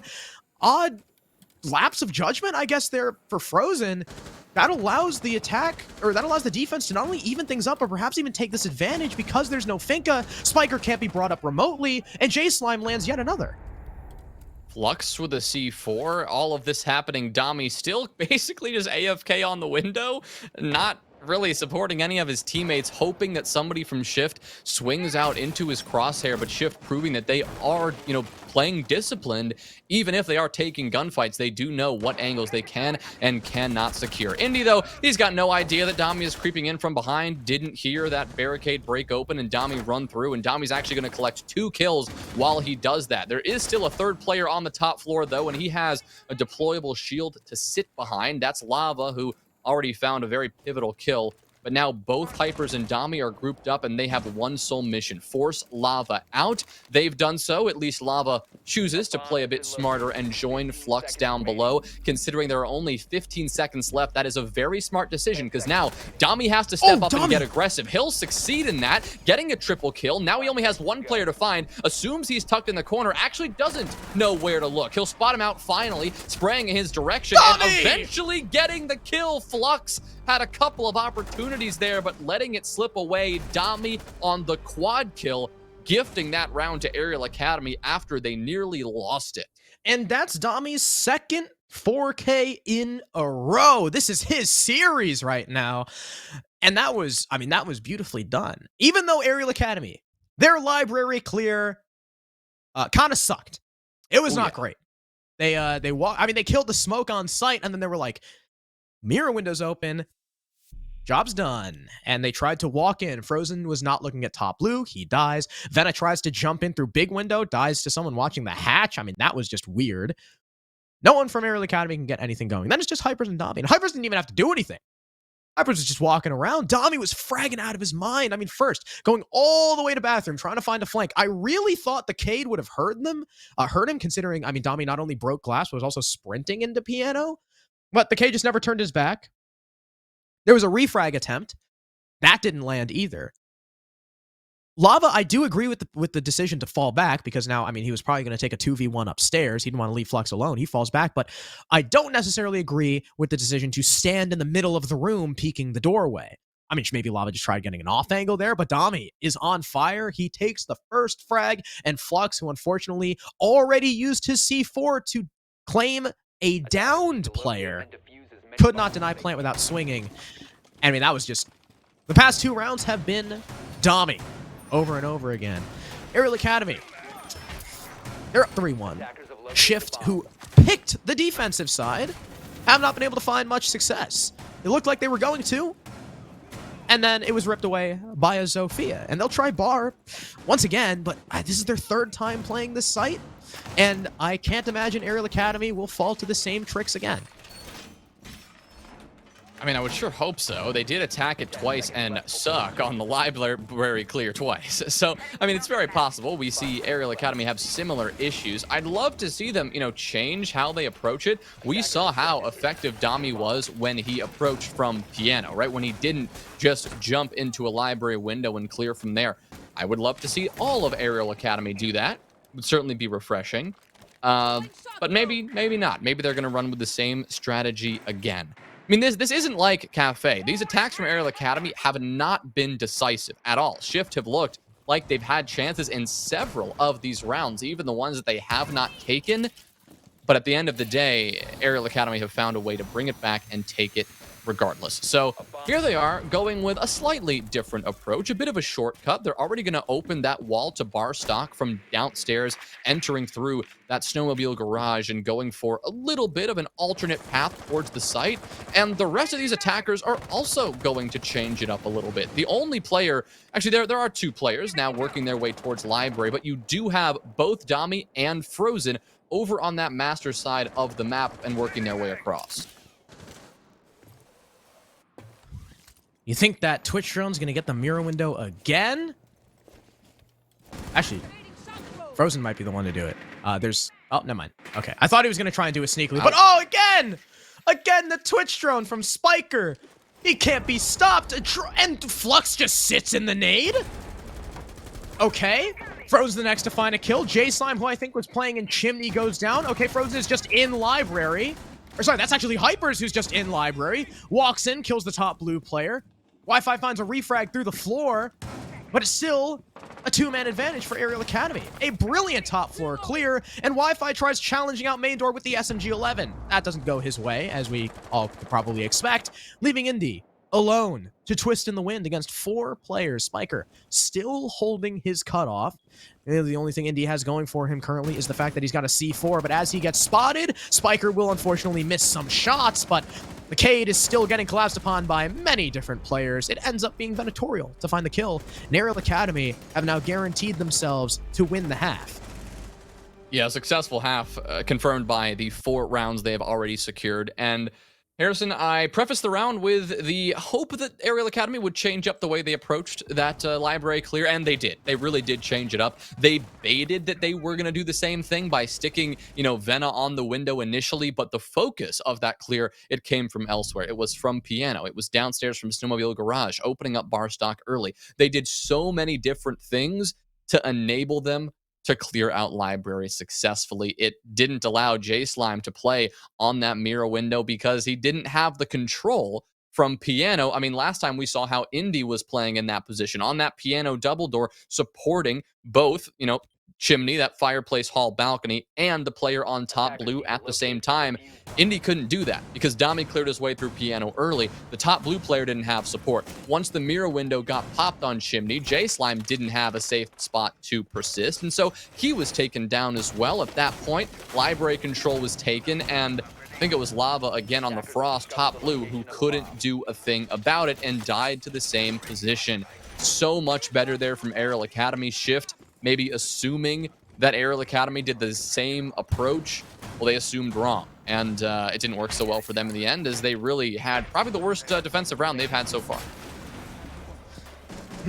Yeah, I mean, a couple of these rounds, including that previous bar attack, was ARIAL Academy having a beautiful recovery. That was just Shift not having a great defense and really just not winning any of their fights. ARIAL Academy, what do we know that they can do? Very well. That's take fights and win them. As we see, Dami is currently 10-1. He has a 10.0 KD. The only round he has died in is the round that they've lost.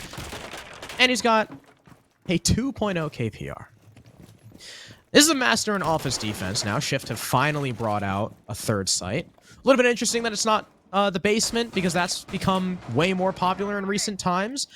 Maybe not as confident in their roam game, because that is very necessary for your defense. And well, Wi-Fi might die here. In fact, he actually just gets off the angle in time, and he only takes a little bit of damage. But hopefully he doesn't re-engage there. Never mind, he will. Vena just misses the nade, and now Dami is kind of stuck here. Yeah, but Dami, he's just going to run himself up the stairs anyway, and well, that's going to cost him his life. He'll end up getting killed from Wi-Fi above. Someone just not covering that angle, just couldn't get the angle. Wi-Fi actually allowed to get 2, but Vena will step up, not only taking down Flux, but in position to get Spiker back in the fight. Unfortunately, ending up dropping to Wi-Fi, but there's a recovery of legends. So Hypers and Spiker will both get a kill. And I mean, in 2 seconds, it is now all up to J-Slime. Wi-Fi went huge, delivering a triple kill, but apparently that wasn't enough to simply put Shift over the edge. J-Slime is the one to have to clutch this one up. He'll get flashed out, so he'll have to back away. He'll rotate over towards Bathroom, giving control of Solarium to the attack. Now Hypers, knowing Master is clear, will push all the way through, actually running all the way through Office to plant behind the desk. Now Spikers has spotted out J-Slime, so Hypers, hearing the call, will pop up and take J-Slime's head. Another terrific recovery from ARIAL Academy, despite whatever early advantage that Shift is able to secure. ARIAL Academy say, we do not care. We're going to win the round anyway. It is a 5-1 half. Yeah, I mean, the entire point of those holes from Wi-Fi and the vertical play being established by the defense downwards is to stop their dining players from being walked in on, right? Because those guys are playing for C4. Vena is allowed in amongst the chaos. Wi-Fi gets 1 kill, and Spiker is down, but Vena gets both. And he picks up Spiker just in time for Wi-Fi to peak, and Spiker somehow gets that refrag. I don't know how Spiker was able to do that, but that was, again, to borrow CJ's word, that was biblical. That was incredible. And Hypers, of course, just watching flank on those windows, lands a nasty shot, as well as the final one. I mean, that was perfect 2v1 communication we saw from ARIAL. That's a 5-1 attacking half. I mean, Chalet, we know it to be an attacker-sided map. But Shift chose to start on the defense. I mean, you chose that side. You gotta get more than one round, man. Maybe even two at minimum. But, I mean, now Shift are really in the hot seat. Aerial Academy will try Bar as their initial site. And, Frozen is, in fact, setting up jammers and roaming all the way towards Office. Actually, no, leaving... Oh, okay, leaving Spiker to do this, I guess? So Aerial Academy really want to meet Shift right at the forefront. Not only playing by Office, but also having Shield in Piano Double Door. Yeah, they don't want this clear to, I mean, any sort of master side clear. They do not want to allow that to happen. You enter through Solarium and you're going to have to stare all of this utility in the face. But the one consequence of this for Aerial Academy is what happens if there is no Solarium clear. I mean, look at this attack. Shift right now are approaching from the balcony. They're approaching from library. Nobody, at least right now, indicating that they want to put in all the work to go to the other side of the map. So that utility from Aerial Academy, it may simply have been wasted. As soon as Hypers discovered this, he could, pick up that, Goyo shield and position it a little bit closer to the library, closer to the site to actually help out his teammates. For now, though, his teammates don't seem to be having too much trouble. They'll actually land a couple of shots onto Lava. Both of Lava's nades have already been expended, and for what? Not even a single bit of HP, and I don't think one of those destroyed a deployable shield either. Vena will back off, though. No longer holding the top blue position, but there are still two players up top. Dami is one of those players. He'll take the head of Lava. Here comes Vena back up the stairs, and he'll take the head of Wi-Fi. Frozen will join his team in the fragging department, taking down Flux. And in the flurry of, 15 seconds, several gunfights, it is Indy and J-Slime left in a 2v4 situation. J-Slime 4 and 6. Indy not finding a frag just yet and dying every round. We'll see if he can get off the donut just when his team needs it the most to stave off map and match point. Frozen is going to open up even more of that floor to get a better angle on the single window and sandwich. If anyone jumps through there, they are surely a dead man. Indy as well, now peeking the double door. He and his teammate on opposite levels. I believe J-Slime might be rotating down to join him. I think they land a bullet into the body of Hypers, but it's not that big a deal. Vena is still upstairs, as is this Goyo. Spiker even vertically all the way across. It looks like Shift don't really know what to do. They're just kind of running around, rotating throughout the map, not really making anything happen. Indy's got flashbangs. J-Slime has nades. They can still do a bit of clearing if they want to, but that requires them to be together. And as J-Slime runs through Piano, Venatorial, he hears it, and he immediately darts back. Once again, this is something we saw in Cafe as well. Despite the advantage, Aerial Academy still like to play the time, and they do it well, but Vena has no idea that J-Slime is here, and we've evened out, especially after Indy's kill, but he goes down in the hallway. Spiker still pre-firing, lands a lot of shots into the body of J-Slime, but Hypers gets wallbanged. Beautiful stuff from J-Slime. The round is now winnable if he can just get there fast enough, but Spiker is backed off, and J-Slime is simply taking too long. The hatch is open, and Aerial Academy take the lead, or sorry, take match point now. 6-1. Wow. And in the end, I mean, you said it in the mid-round, Harrison, and you could not have been more right. Playing the clock, playing the time beautifully, and a perfect example in the last few seconds of how to play the clock out, how to just avoid a gunfight, back off, run downstairs, avoid, J-Slime as he charges through the map. But the early round, I mean, yes, the mid-round and the end were fantastic, but, I mean, the early round is really what put Aerial Academy over the top. They actually did end up losing a couple of players in the mid-round, a couple of gunfights that maybe they should not have lost, but the advantage they had secured in that early round, the 4v2 they put themselves in, I mean, you cannot say enough about that. They had an impeccable library hold and an impeccable hold on the Piano side of things. And while it didn't seem to matter initially, while nobody from Shift actually cleared through Master Solarium and taking that utility into consideration, the one thing it did mean for the defense is that they could play on that side of the map in Piano, in Office, and play there comfortably. I think this is what we saw from Hypers. He was the Goyo in the previous round, and he was playing on that piano double door, knowing that all the utility around him, and he had the protection he needed. They didn't have to worry about somebody jumping in a window like Dami did on his attacking side, you know, jumping in bathroom window and shooting him in the back. They have the utility in position to stop that, to communicate that if it occurred. So Hypers, you know, finding several kills in that round, providing a lot of support to those players on the top floor, because that is really where Shift ran into the most trouble, clearing out that top floor. And you gotta give props to that extension from ARIAL Academy, the reason why Shift had so much issue with that. Yeah, and ARIAL Academy right now, I mean, I think my assumption was right. Now that they've started scrimming and look like a proper team, I mean, sure, they've still got some of that pug stack energy with their aggression, but they look way more solid, and it's scary. Spiker, though, on a bit of a roam, a solo roam, not a lot of help. He's gonna get cut down, and Dami, who tries going for the save, is cut down by Indy, watching outside main door. And as ARIAL Academy maybe get a little overzealous, they just keep on peeking over and over again, right into the sight line. But wait, Vena gets 2, Influx actually TK's Indy? All right, well, Winnable. I was just about to talk about how ARIAL Academy, they're getting way too over-aggressive. And Shift, well, they're in perfect position to capitalize, but Venatorial, now from a 1v5, is down to a 1v2 after a 2K lineup and a team kill. You can already see J-Slime popping out the GGs, Indy saying, nah, no way, and Lava wanting to cry. That play might make a 6'6" giant break down into tears. And all Vena has to do is land 2 headshots. I think I'm not sure if we're seeing a Shift refocus here. If they do refocus, I mean, it's a 2v1. Venatorial has been, you know, lit up a little bit, and it's a castle with a UMP.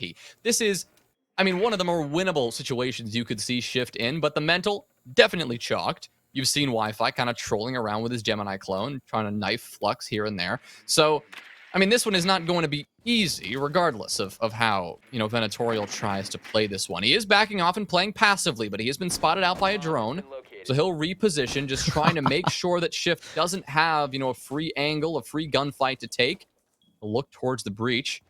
He suspects someone might be creeping in. He hears the plant go down, so now he's going to look on the coverage. Wi-Fi, he was trying to provide that coverage, will look the other way, backing off, and now actually running all the way around. No. But that means Vena is allowed to walk up, get a quad kill, and shut down the planter. Last player is in the site. Wi-Fi now taking this gunfight. Vena gets it done! The UMP in hand, and he will get the ace clutch, taking a round that should not have been the result. Oh my goodness, what a way to finish. That is a troubling round for Shift. Well played by ARIAL Academy. And it looks like, because it gave him the ace, it looked like he actually had downed Indy before the TK came through. Incredible from Vena. I know a lot of times I poke fun at Vena, right? I say, wow, Vena's doing well. The other team must be terrible. I poke fun at Vena because he didn't have the greatest performance in Challenger League. But right now, right here, right now, with ARIAL Arise, I mean, he's looking incredible, and I gotta give it to him. That 1v5, well, yes, of course, every 1v5, every clutch like that relies on a little bit of trolling from the enemy team. So, I mean, Shift, it kind of threw that one. But Vena positioning himself over by lobby where his entire team was peeking. I'm sure Vena was just there to join in on the fun, but ends up finding 2 kills and a down. Who gets team killed by Indy? I mean, Vena would have probably gotten that either way, but let's call it a triple. He plays that 1v2 perfectly. You could not have asked Vena to do more, especially with the UMP. So he gets droned, right? He gets droned playing on the piano shield, immediately falls off, shoots the drone, whatever, plays passive, watches the breach on the pixel, hears the plant start going down. Now, Wi-Fi has to make a decision. Is he going to cover through the breach, or is he going to cover through Ivy? That's the strength of those footholes that you saw the defense open in the office wall. That forces the attackers to have to make a choice, especially when they don't have the manpower to cover both. And unfortunately for Wi-Fi, he chose wrong. Vena engages, he takes out the planter, immediately backs off to play the shield, play the time. Wi-Fi is forced to push in, and Vena just wins his 1v1. I mean, you could not have written that better. That was, and here we see it on screen right now. Vena with the first kill, backs off, wins the fight. I mean, my mind is blown. What a way to end that. Aerial Rise Academy, 7-3, 7-2. 7-1 actually. Actually, no, yeah, 7-1. I was wondering, I was thinking that was wrong because I have it in my notes, and my notes are actually correct this time. 7-3, 7-1. And they look scary, and I mean, in the beginning of Cafe, I was going to say Shift looked like some of their problems have been fixed a little bit, and then it just got worse. Yeah, that last round. I mean, it was that is hilarious, but it's troubling, right? Obviously, that's not a great sign. Aerial Academy, they were playing they were playing to lose the round. I mean, they were just throwing their bodies at everything. They were just trying to just get kills, play ridiculous, and they were allowed to win the round, which is hilarious. But yes, a 7-1 victory on Chalet, dominance from them. An incredible play from Venatorial in the end, actually winning the game. So congrats to him for making that one happen. But overall, like you said, Harrison, Aerial Academy, this is a terrifying team to go up against right now. Part of me wonders if the Aerial Academy team is going to be stronger than the current Aerial Arise team that is also, pug stacking too. That's going to be a whole different beast when they come up against that later. But we are looking, I mean, they were top 4 last time. The team we just saw in front of us today, I think, played a little bit better than top 4. So keep an eye out for these guys, because I think they are on the up and up. They are looking scary, and I mean, you got to give it props to the entire team. I mean, they're starting to buckle down and scrim, and these guys, I mean, again, kind of with the exception of Vena, because again, you know, the only thing I've seen from comp was kind of like mid T3 and then didn't have a great CL stage. Everyone else on the team, though, is a superstar. And I mean, Dami, 11-4. This kid just went 24-9. 24-9 in a 7-3, 7-1 scoreline in 18 rounds. I mean, Dami did incredibly today. Vena not close behind, 11-6 for him. And everyone from Aerial, I think we can agree, everybody from Aerial Arise was stepping up today. So maybe we can say, hey, firing on all cylinders, that's not going to happen every single play day. But if they can even have just, 3 people put up a performance like this every play day, I mean, I think they're a shoo-in for playoffs. Maybe even, I think they're a shoo-in for top 4 again. Maybe even, maybe even grand finals. Well, I do believe we've got our interview ready to go. We're going to be chatting with Spiker. So we'll get to hear exactly what he's got to say about this incredible. Hi, Spiker. Hi, Kurt. Hi, Brady. How are you? Brady. Hello. You Harrison. started 0-4 on Cafe. Yeah. You were not doing well. I don't know what happened. You drank some G Fuel or something, but you guys started to turn up. I mean, not just you, but as a team. I mean, you started on the defense. You went 3-3. I'm not going to lie. I was a little worried. I was thinking, you guys have made some significant misplays on the defense. Shift have been able to pull out some surprising stuff. And then you go on to your attack. I mean, what was the big thing about your attacks on Cafe that allowed you to go flawless through all 4? I mean, honestly, our attacks have always been like our strong point for our team. And like during the offseason, we tried working on our defenses a lot. But like our attacks have always just been really strong. And first is like a really good IGL. And we don't actually have strats on defense. We just kind of like run defaults. And we were having like some communication issues at the beginning of Cafe, and but I don't know. Our attacks were just like, we just played really well. We played slow, played coordinated, played together. I don't know. Our attacks just flowed really well today. And I mean, speaking of the off season, you guys went from a pug stack who were just kind of in it for the fun to now scrimming regularly. I mean, how much better do you think you've gotten? How much have you grown since the last stage? We know exactly what to do on the maps now. Like, we used to go into games and first we just explain what to do in between rounds. So our attacks are like a little bit iffy last stage, but now we all know what to do. So first one can just kind of like see, like, call what he sees instead of having to tell us what to do, because we already know the steps. So if he just wants to go over an adaptation, just call that. So if we just see something, we can just go like a lot smoother. And let's just say Dami started playing the game more. Yeah, And I he has can tell. 150 bullets. So I can tell. I remember last stage, in the group chat we have with a bunch of friends, Frozen would very often be yelling at Dami like, Dami, you gotta listen to me, man. And now it looks like, Dami did tremendous today. What did I say? He went 24-9 in an 18-round series. And speaking of the series as a whole, you guys obviously look super comfortable on Chalet. The aggressive maps play into your play style, but you think you got a really good handle on the fundamental maps too? yeah, I would say, honestly, our Chalet last stage was horrible, and then in the standalone tournament, we got smoked by Eclectic on it, so we've been streaming, like, every single day. So, we've kind of just been, like, constantly on that map, but, like, maps like Club, Cafe, Villa, like, our attacks are, like, really solid. It's just if we can coordinate our defenses and hold good crosses. That's really the defining factor for our team. Hey, back of the original, well, not, I guess, original, the CCS winning Aerial Rise, all they ran was defaults, too. So, if you guys keep scrimming, maybe you could be at that level. But, Brady, you guys were already looking like a really good team as a pug stack. You made top 4 last stage, and now you're scrimming. You guys are an actual cohesive unit. You guys look scary. I'm not going to lie. You better not let me down. I already called you out. You guys are a shoo-in for top 4. Oh, God. Okay. Don't let me down. Well, I don't know. I didn't play well, but, Dami played well, so hopefully, hopefully we can find a consistency to the point where I can play well and he can play well. But, I don't know, usually it's either I'm doing great and Dami's doing horrible, or vice versa. I didn't do great, I didn't do horrible, but, I don't know if you guys saw the whiff on Valk on, like, round 4 or 5. We did, we were watching you. Yeah, that was bad. Yeah. That was really bad. I'm gonna blame that on the COVID. Blame it on COVID. Alright, well, maybe we can blame that on COVID, but, one last thing to talk about. Very last round of the series. You guys obviously, you were kind of trolling a little bit. I think like every single person peaked lobby, and then Vena clutched on the what were the comms like? What was the energy like? Well, at the very beginning, I was on default cam and I saw Ayana pull a nade out and it was gonna nade me through the drone hole. And then I started calling them fraudulent players, and then I got wallbanged 4 times, and then we all died. You did. We saw that because Hipper said, Dami, there's one main door, and what does Dami do? He swings. No, he drops and tries to res me in the middle of the hallway. Oh, yeah, we saw that. And then, I don't know how Hippers or Frozen died, but they just died.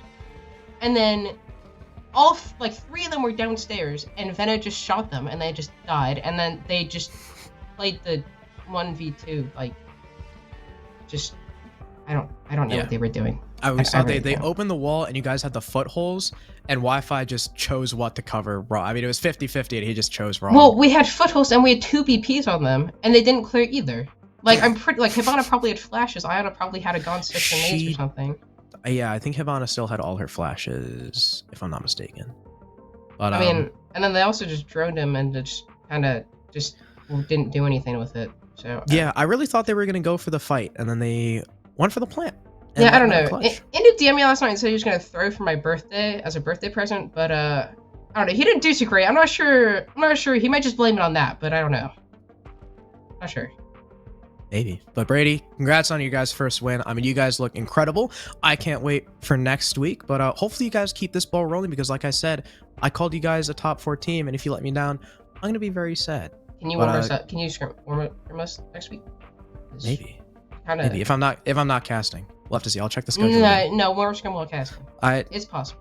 All right, maybe. I'll get back to you on that. Right. Brady, again, congrats on your win. It was quite the dominant one, and I can't wait to see you guys next week and see if you're even better. Have a beautiful night. I will. I'll hope to see you next week as well. Bye-bye. Bye.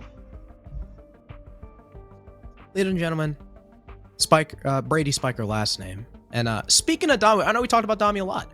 24-9, 78% cost, 4-2 on entry. Is there anything he can't do? We talked about Dami, right? He's on Zoe Jaeger. Let's talk about Hypers. Playing Hard Breach for a whole map. Finka on Cafe. 17-9. That's Frenchie power right there. Yeah, that is some good performances there. And I loved when we looked at Vena's stats on Chalet. Went 11-6.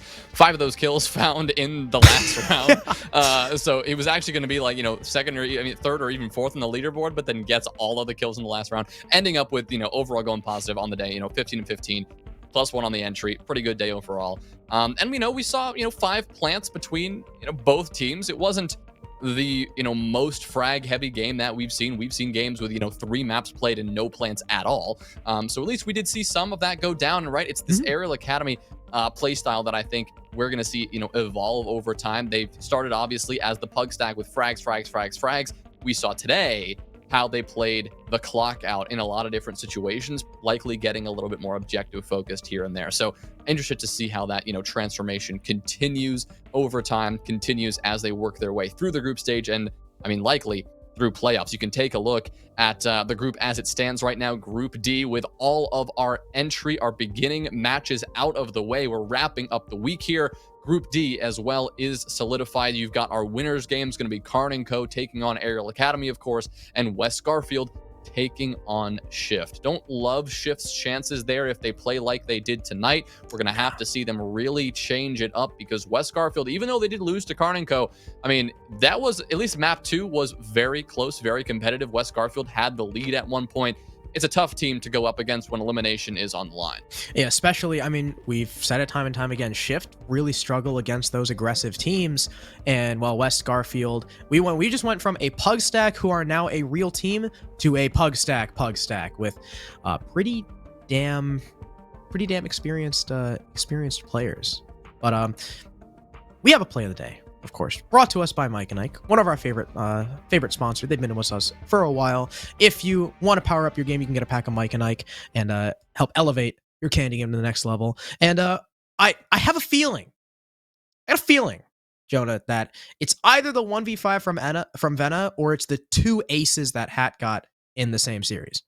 Yeah, 2 aces in the same series from a single player is not unheard of, but it is very impressive. But in fact, no, we are going to see the Venatorial play. We can see the whole thing. We got the Vena perspective for the first kill, beautifully through the wall, actually. The second one there, taking down J-Slime. And then this right here, you mentioned it during the interview, how Wi-Fi made a decision. Either cover this piano double door and make sure that those, ankle holes could not be covered by Vena. And unfortunately, Wi-Fi made the wrong decision, going over to the breach and allowing Venatorial to get one of the most insane aces we have seen in quite a while. Look at that. I mean, lining up for him. It just all going his way in the end. And the quad kill, the ace. Just glorious way to finish out a series yeah, it was competitive at times, but really it was ARIAL Academy who just simply played better tonight. Yeah, I mean, sure, the aces from Hat were impressive, but they were not a 1v5. That's what tips the scale. But before we sign off tonight, everyone, because the games are done, I'm sure everyone's noticed in the corner up here, there is a Shift logo on the wall. My girlfriend Serena, whose place I'm staying at, she works with Shift with AJ and Pendy. We're gonna gloss over AJ and Pendy. And I said to Ferme, I haven't told her this, I haven't told anyone else this, but I said to Ferme, if Shift lose tonight, and I'm gonna do something, I'm gonna do that right now. Shift, because you only won 4 rounds in 2 series. I'll be right back. Oh, he's on the move.